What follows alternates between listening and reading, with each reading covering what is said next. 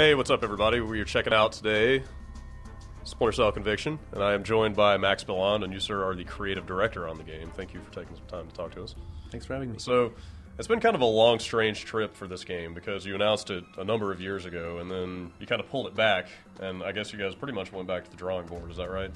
Yeah, I mean, the Ubisoft felt that the old direction was not Splinter Cell anymore, and the team was trying a lot of different things, and it wasn't giving the quality that Ubisoft wanted.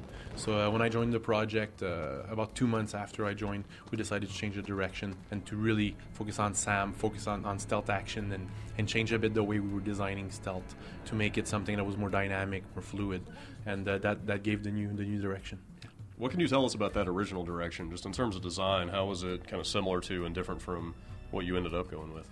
Well, a big angle was improvisation, and that led to some very interesting technology. Actually, we had Sam that could grab any object in a room and throw it, and that was very interesting. There was also some attempts at a lot of gameplay in the crowd. And when I joined, it was after Assassin's Creed. After I worked on Assassin's Creed for 1 year, and I was really hoping to bring what I learned on Assassin's Creed and to help on that side. But we tried for 2 months, and we weren't getting the results we wanted. So you guys have kind of you've come to what is the final design for Conviction now. What do you feel like is the kind of the one thing about the design that has brought the Splinter Cell franchise forward? Like, what's the one gameplay feature that you feel like has evolved the most? Well, I think it's really in the speed of Sam, in the way basically that we've redefined how we navigated to make everything more fast, more fluid. And I think it shows when you play, you feel like you are, a predator in control of the situation. If something is not going well, the last known position appears, and you run away, you break the line of sight with your enemies, and you can, use the last known position to flank them. And so the game is more dynamic, and what I like is that the player is in control of the tempo of the game. So if you want to play a lot more stealth, you want to take your time, you can. The game fully supports that. But if you want to be a bit more fast, use our mark and execute feature, that's really I like a lot. And you want to be a bit more fast-paced, you can. So you guys have your whole single-player story that focuses on kind of Sam and his daughter and all that stuff, and then there's the co-op over here, which is completely different. Can you tell us, in a gameplay sense, is the co-op just basically sort of a two-player version of that single-player, or are people going to be able to carry the same kind of techniques back and forth? What we wanted to do was to make the co-op story matter also, and linked with the single-player story. So the co-op story is actually a prequel to the single-player story. So in single-player, we've got 2 layers to the story. The first one, that's Sam looking for the killer of Sarah, his daughter. And we also have the more Tom Clancy geopolitical EMP bombs in Washington, D.C. So in co-op, you play 2 characters, one from Third Echelon and one from Voron, which is a Third Echelon equivalent for Russia.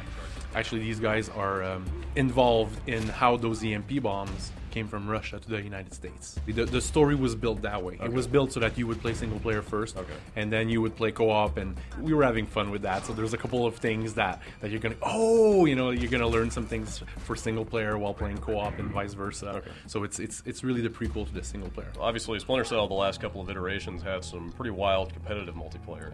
Did you guys consider doing anything in that space with this one, or did you just decide co-op single player, that's it? Well, actually, we have one mode that is adversarial. Okay. It's 1 against 1, and what's interesting, it's called Face Off. And what's interesting in there is that it's 1 against 1, but there's also enemy AIs in there, and you get 5 points for killing the other player, but you get 1 point for killing an enemy AI. But then when you die, you lose some points. Okay. So it's really, it's the mode where you are the predator and the prey, and you need to be really tactical about your choices, because if you start to engage the AI, they're going to focus on you more. It's going to tell the other player where you are. So it's a very interesting game mode. We talked a lot about doing something a little bit bigger, like Spy vs. Mercs. That was something that some fans really loved from the previous Splinter Cell games. The thing is, we were changing so much into our core gameplay that we really wanted to focus on that, ship a good game using that gameplay, make sure that we didn't break anything, and then on our next game we'll definitely we already I'm taking the plane with Pat Redding, and we've had some good discussions already of things we could do for a future Splinter Cell game. Okay, so no Spies versus Mercs in the DLC for this one then? Can you I can't answer that definitively? Yeah, I knew you couldn't. Had to ask it anyway. I'm preparing to engage the enemy. Tango's lined up, ready to drop him.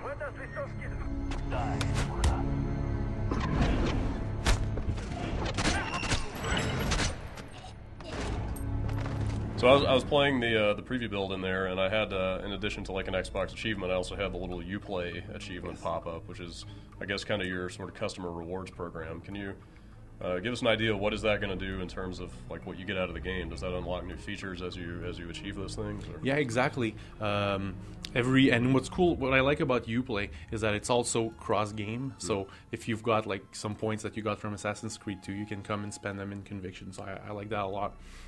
There's a couple of things you get in Conviction, and one of them is actually a game mode that's our more Splinter Cell hardcore game mode, which is infiltration mode, which is you in each map you need to progress and eliminate 10 enemies, but then if you get detected at any moment, you get a game over, and then there's some security cameras in there also. So it's really that mode is really like the true hardcore Splinter Cell. So how much time do you have left to work on the game before it's just, got to go gold, you got to be done with it, and what are you going to do in that short period of time?